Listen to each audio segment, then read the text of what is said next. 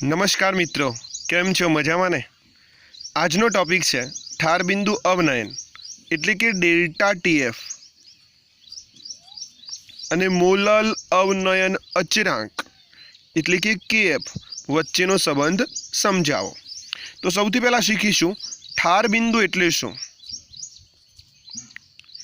તો ઠાર બિંદુની વાત કરીએ તો ઠારણ આવે એટલે કે ફ્રીઝિંગ પોઈન્ટ। उत्कलन बिंदु ने कहता था આપણે બોઇલિંગ પોઈન્ટ, ઠાર બિંદુને કહીશું ફ્રીઝિંગ પોઈન્ટ। તો કોઈ પણ પ્રવાહી છે બરાબર, તે પ્રવાહીમાંથી તમારે તેને લઈ જવાનું છે ઘન અવસ્થામાં। કઈ અવસ્થામાં લઈ જવાનું છે તેને? ઘન અવસ્થામાં, એટલે કે સોલિડ સ્ટેટની અંદર તમારે તેને લઈ જવાનું છે। હવે ઓબ્વિયસલી એવું છે કે પ્રવાહી હોય તો તેની બાષ્પ હશે અને બાષ્પ હોય તો તેનું દબાણ હશે। તે જ પ્રમાણે ઘન અવસ્થા હશે, તેની પણ બાષ્પ હશે ને તેના સંદર્ભમાં બાષ્પ દબાણ હશે। હા, એ અલગ વસ્તુ છે કે ઘન અવસ્થાનું સાપેક્ષમાં બાષ્પ દબાણ ખૂબ જ ઓછું હોય, જ્યારે પ્રવાહી અવસ્થામાં બાષ્પ દબાણ સાપેક્ષમાં વધુ હોય। જ્યારે જેમ જેમ તાપમાન ઘટાડતા જઈએ છે તેમ તેમ પ્રવાહીમાંથી ઘન અવસ્થામાં રૂપાંતરણ માટે બાષ્પ દબાણ ઘટતું જશે। एक समय एवो आवशे कि बाष्प दबाण घटतुं घटतुं घटतुं घटतुं घन अवस्थानुं जे बाष्प दबाण होय छे तेने समान थई जशे अने आ तापमानने जे ते प्रवाहीनुं ठार बिंदु कहे छे। ओके, तो फाइनली आपणे एवुं कही शकीए कि ठार बिंदुमां शुं छे? तो ठार बिंदु एक एवुं तापमान छे, एक एवुं तापमान छे कि जे तापमाने कोईपण प्रवाहीનું लिक्विड स्टेट અને સોલિડ સ્ટેટ આ બંનેનું જે વેપર પ્રેશર છે, ઘન અવસ્થા અને પ્રવાહી અવસ્થાનું બાષ્પ દબાણ છે તે સમાન બને છે।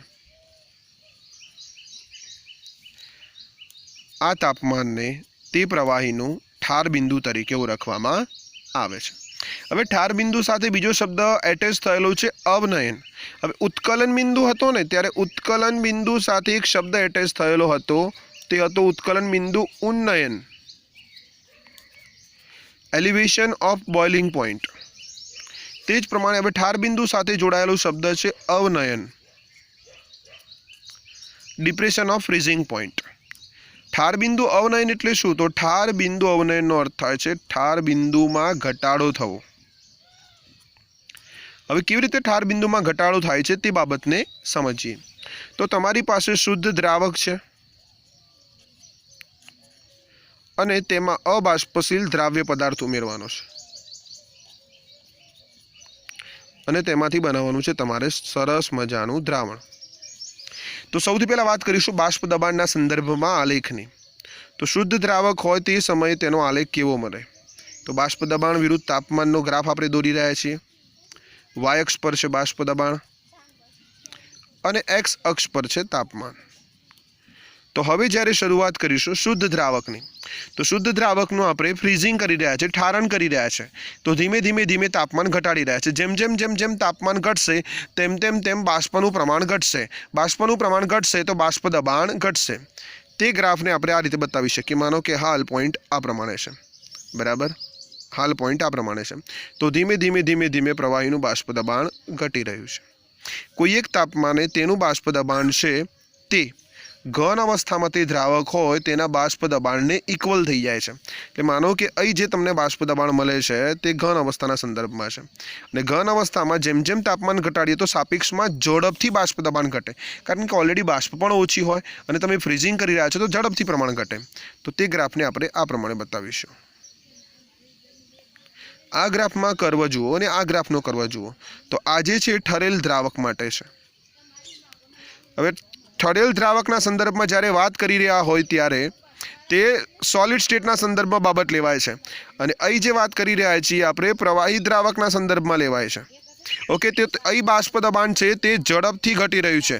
तो सापेक्षमां अहीं बाष्प दबाण छे जे घन अवस्थाना संदर्भमां ते झड़पथी घटी रह्युं छे, सापेक्षमां प्रवाही द्रावकनुं बाष्प दबाण धीमेथी घटी रह्युं छे। हवे समझो तेनी अंदर अबाष्पशील आपणे द्राव्य पदार्थ उमेरवानो छे। ज्यारे ज्यारे ज्यारे शुद्ध द्रावकमां अबाष्पशील द्राव्य पदार्थ उमेरवामां आवे छे त्यारे राउल्टना नियम मुजब રાઉલ્ટના નિયમ મુજબ વેપર પ્રેશર એટલે કે બાષ્પ દબાણ ઘટે છે. એટલે અહીં પ્રવાહી દ્રાવક કેટલો હતો તે સમયે બાષ્પ દબાણ આપણે ઊંચી લાઈન બતાવેલી છે. હવે તેની સાપેક્ષમાં જ્યારે દ્રાવણ બનાવવામાં આવે છે ત્યારે બાષ્પ દબાણ ઓછું છે. અહીંથી તમે લાઈન ખેંચશો તો અહીં બાષ્પ દબાણનું ઊંચું મૂલ્ય પ્રાપ્ત થશે. અહીંથી તમે લાઈન દોરશો તો અહીં બાષ્પ દબાણ તમને નીચું પ્રાપ્ત થશે, કારણ કે શુદ્ધ દ્રાવકની સાપેક્ષમાં દ્રાવણનું બાષ્પ દબાણ નીચું હોય છે. તેવું કોણ કહે છે? રાઉલ્ટનો નિયમ કહે છે. હવે જ્યારે તાપમાન ઘટાડવામાં આવે તો ઓલરેડી બાષ્પ દબાણ ઘટી ગયું છે, બરાબર. તો ઝડપથી તે ઘન અવસ્થાના બાષ્પ દબાણ સાથે ઇક્વલ થશે. જેમ જેમ તાપમાન ઘટાડવામાં આવે છે તેમ બાષ્પ દબાણ ઘટે છે. જેમ જેમ તાપમાન ઘટાડવામાં આવે તેમ બાષ્પ દબાણ ઘટે છે, અને કોઈ એક સમય એવો આવે છે કે બંને બાષ્પ દબાણ સમાન થાય છે, અને આ તાપમાનને જે તે પ્રવાહીનું શું કહે છે? ઠાર બિંદુ. હવે અહીંથી તમે એક લાઈન ડ્રો કરશો તો તમને અહીં મળશે પ્રવાહી દ્રાવકનું ઠાર બિંદુ. પ્રવાહી દ્રાવકનું ઠાર બિંદુ. તે સમયે દ્રાવ્ય હાજર છે નહીં, તો તેને આપણે કહીશું TF0. જે પ્રમાણે આપણે પ્રવાહી દ્રાવકનું ઉત્કલન બિંદુ લેતા હતા ને, TB0, ઉત્કલન બિંદુમાં આપણે શું લેતા હતા? TB0. તે પ્રમાણે ઠાર બિંદુમાં શું લેવાનું? TF0. બટ ઉત્કલન બિંદુમાં વધારો થતો હતો અને TB પ્રાપ્ત થતું હતું, પણ અહીં જે ઠાર બિંદુ છે તેમાં ઘટાડો થઈ રહ્યો છે, તો અહીં પ્રાપ્ત થશે TF. આ છે દ્રાવણનું ઠાર બિંદુ. કોનું ઠાર બિંદુ છે? દ્રાવણનું ઠાર બિંદુ છે. ઓકે, તો ફાઇનલી શું થયેલું છે? તો TF છે તે દ્રાવણનું ઠાર બિંદુ છે, TF0 છે તે પ્રવાહી દ્રાવકનું ઠાર બિંદુ છે. હવે અહીં જુઓ તો અહીં પોઈન્ટ તમને સાપેક્ષમાં વધારે મળશે, તેની સાપેક્ષમાં અહીં પોઈન્ટ તમને ઓછો મળશે. એનો અર્થ શું થયો? ઠાર બિંદુમાં ઘટાડો થાય છે. રાઉલ્ટના નિયમ મુજબ શુદ્ધ દ્રાવકમાં જ્યારે અબાષ્પશીલ દ્રાવ્ય પદાર્થ ઉમેરો છો તેથી બાષ્પ દબાણ ઘટે છે, અને બાષ્પ દબાણ ઘટે છે તેથી ઝડપથી ઠારણ થાય છે, તેથી ઠાર બિંદુમાં શું થાય છે? ઘટાડો. અને આ ઠાર બિંદુમાં થતા ઘટાડાને શું કહે છે? ઠાર બિંદુ અવનયન ડેલ્ટા TF. તો અહીં આપણે જ્યારે લખતા હોઈએ ત્યારે એક બાબતનું ધ્યાન રાખવાનું છે. તમારે દર્શાવવું પડે કે શુદ્ધ દ્રાવક છે એ શુદ્ધ દ્રાવકનું ઠાર બિંદુ કેટલું? તો શુદ્ધ દ્રાવકનું ઠાર બિંદુ થશે TF0. ત્યારબાદ દ્રાવણનું ઠાર બિંદુ કેટલું? તો તે સમયે તમારે દર્શાવવું પડે TF. અને ઠાર બિંદુમાં થતો ઘટાડો કેટલો? ઠાર બિંદુમાં થતો ઘટાડો કેટલો? તો તમારે બતાવવું પડે ડેલ્ટા TF. બરાબર. વધારેમાંથી ઓછા બાદ કરો તો TF0 - TF.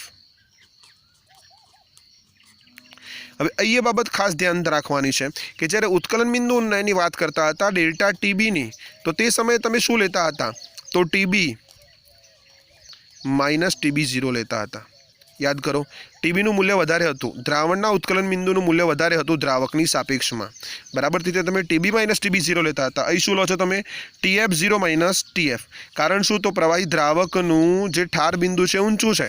કોની સાપેક્ષમાં? દ્રાવણની સાપેક્ષમાં. તો વધારેમાંથી ઓછી વેલ્યુ તમે બાદ કરેલી છે. આ બાબત ખાસ ધ્યાન રાખવાનું કે ઉત્કલન બિંદુ ઉન્નયન હોય તો ડેલ્ટા TB બરાબર TB - TB0 લો છો, અને જ્યારે ઠાર બિંદુ હોય તે સમયે TF0 - TF આપણે લઈએ છીએ. આ બંને બાબતો એકબીજાથી વિરુદ્ધ છે.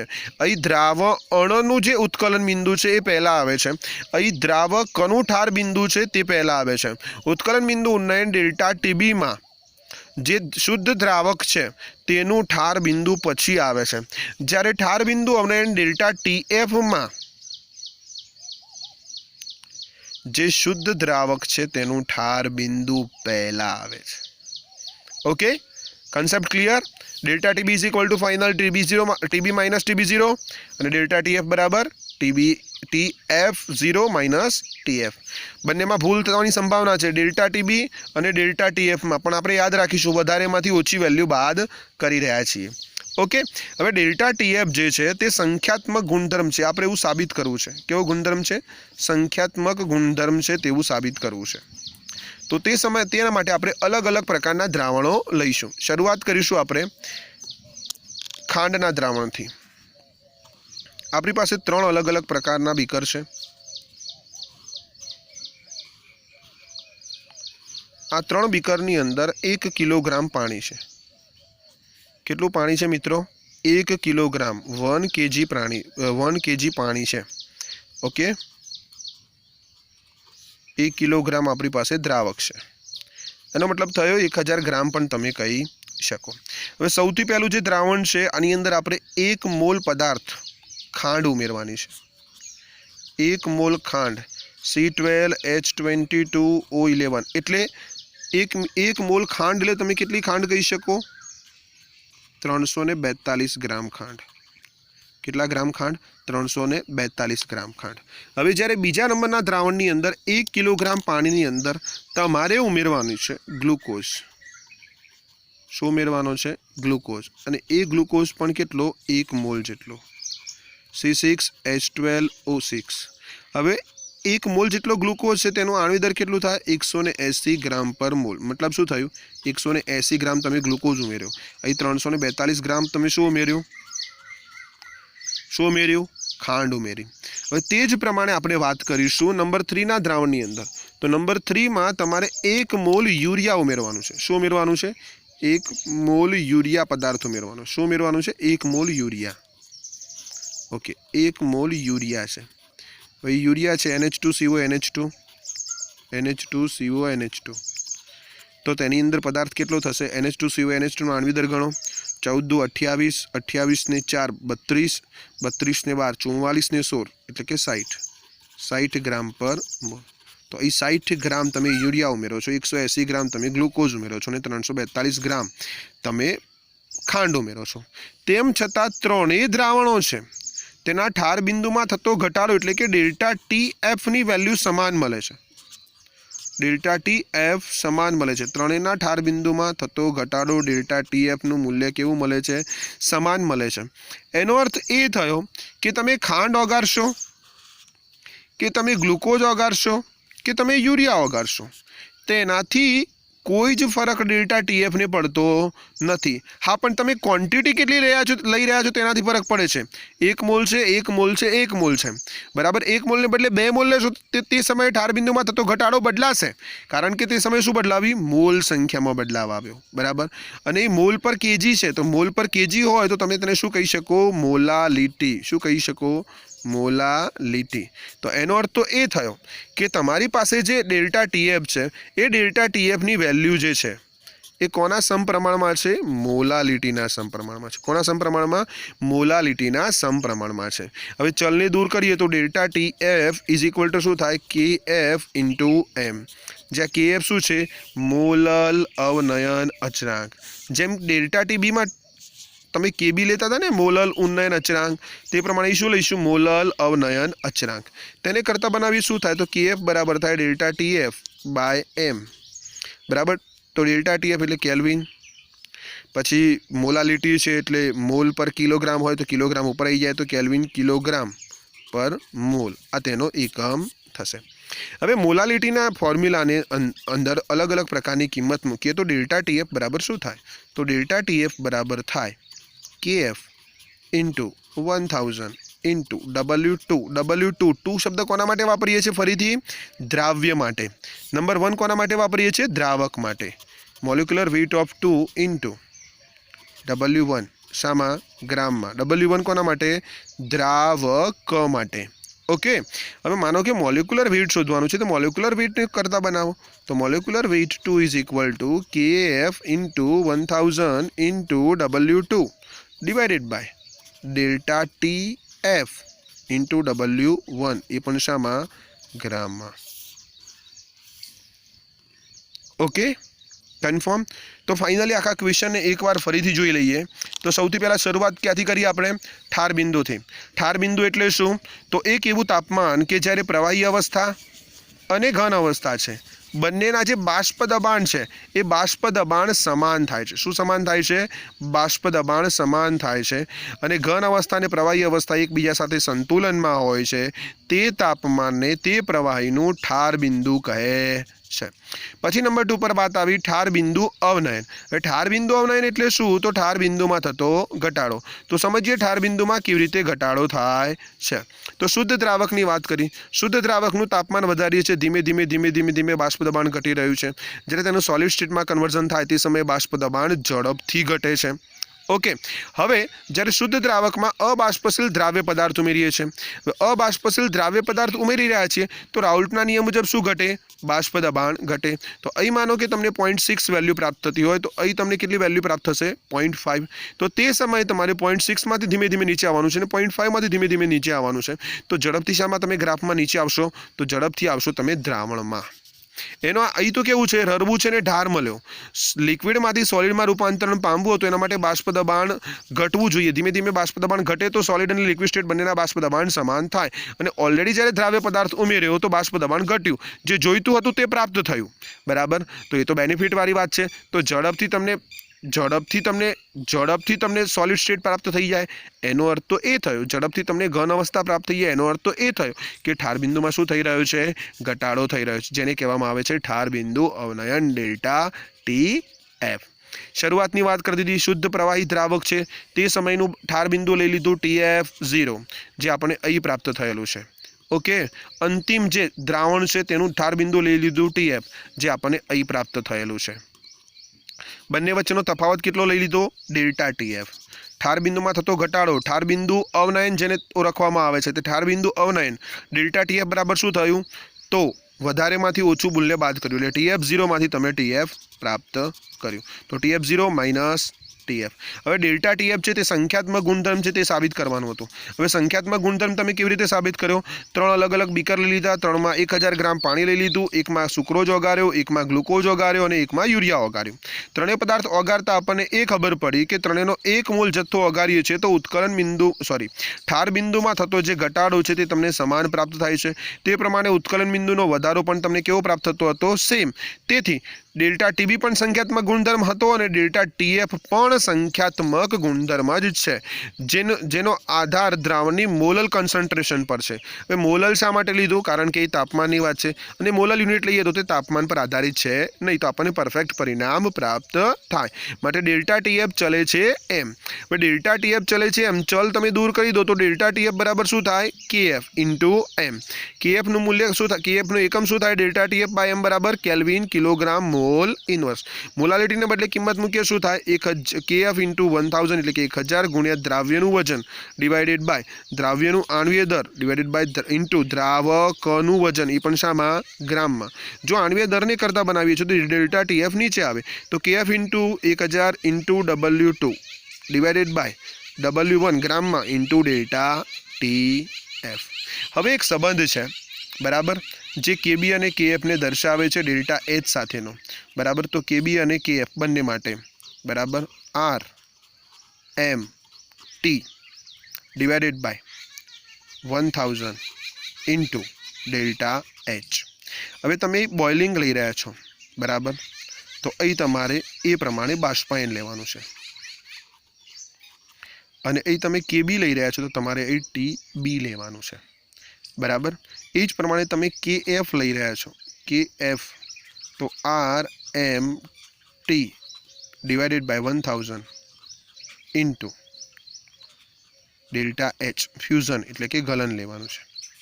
તો ડેલ્ટા H અને KB અથવા ડેલ્ટા H અને KF આ બંને વચ્ચેનો સંબંધ કેવો થયો? વ્યસ્ત સંબંધ થયો. ઓકે, આ ફોર્મ્યુલાને તમે બિગ બ્રેકેટ કરી દેજો. તમને ભવિષ્યમાં GNET એમ્સના એક્ઝામ્પલ સોલ્વ કરવા માટે કામ લાગશે. આ જ ફોર્મ્યુલાની મદદથી પણ ઘણા બધા JEE નીટના સવાલ સોલ્વ થયેલા છે.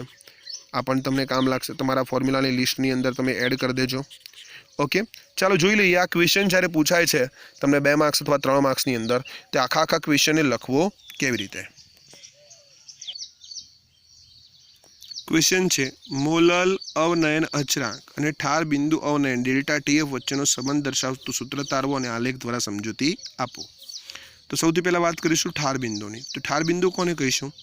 જે તાપમાને પ્રવાહી પદાર્થ અને ઘન પદાર્થ બંનેના પ્રવાહી અવસ્થા અને ઘન અવસ્થા બંનેના બાષ્પ દબાણ સમાન થાય તે તાપમાનને તે પદાર્થ માટેનું ઠાર બિંદુ કહે છે. અથવા જે તાપમાને પ્રવાહી પદાર્થની ઘન અવસ્થા અને પ્રવાહી અવસ્થા બંને સંતુલનમાં હોય તે તાપમાનને તે પદાર્થનું ઠાર બિંદુ કહે છે.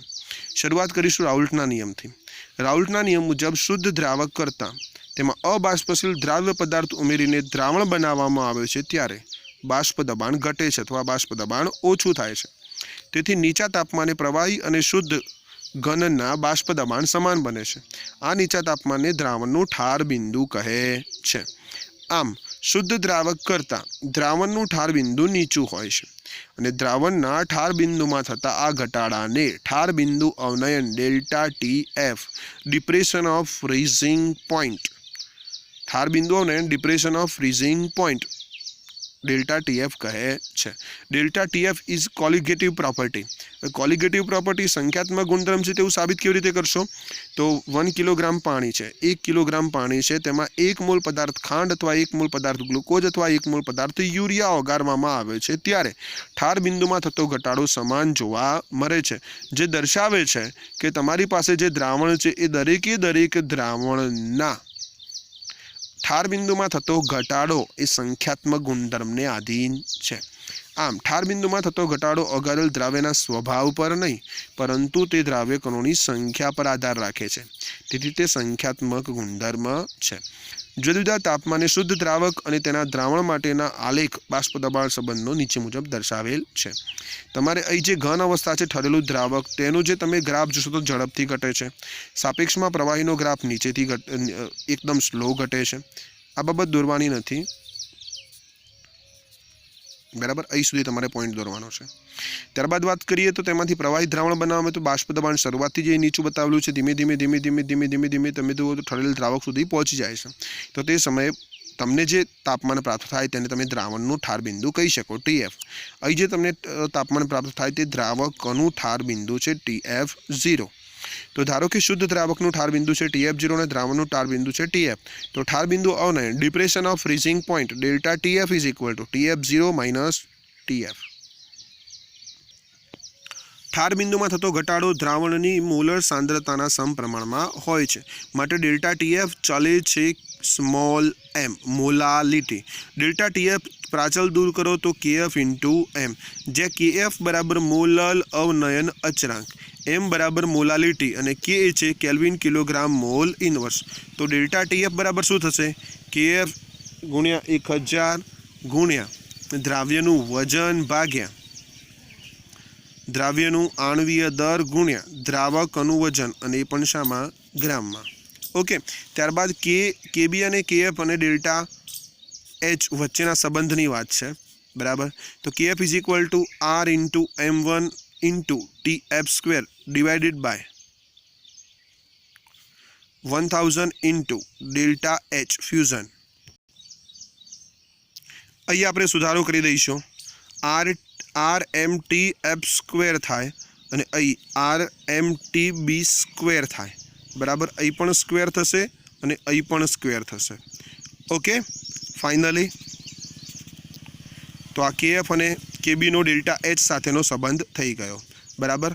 ज्यां M छे ने ए द्रावकनुं आणवीय दर छे, द्रावकनुं आणवीय दर छे।